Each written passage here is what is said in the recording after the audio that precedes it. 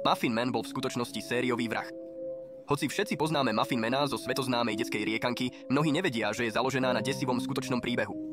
Medzi rokmi 1589 a 1598 žil na Drury Lane vo viktoriánskom Londýne muž známy ako Frederick Thomas Linwood, ale nebol ako ostatní predavači muffinov. Počas svojich každodenných pochôdzok lákal deti preč z ich domovov tak, že priviazal, hádajte čo, muffin na šnúrku a viedol ich do tmavých uličiek. Údajne počas svojej kariéry ako Muffin Man nalákal až 15 detí, čo z neho urobilo jedného z prvých zdokumentovaných sériových vrahov v histórii. Ale to nie je všetko. Linwood neznášal konkurenciu s ostatnými pekármi a údajne počas svojho života zlikvidoval 7 konkurenčných pekárov. Pričom niektoré verzie príbehu hovoria, že to urobil nabrúsenou drevenou lyžicou. V dôsledku toho, že Linwood terorizoval ulice Londýna, vznikla riekanka, ktorú dnes všetci poznáme, ako spôsob, ako udržať deti v bezpečí a zvýšiť povedomie o nebezpečenstve. Samozrejme, pieseň sa odovzdávala ďalej aj po skončení obdobia jej pôvodného účelu a teraz je populárnou detskou riekankou, ktorej temný pôvod mnohí nepoznajú. Takže na budúce, keď budete spievať túto chytľavú riekanku, nezabudnite na jej skutočný príbeh.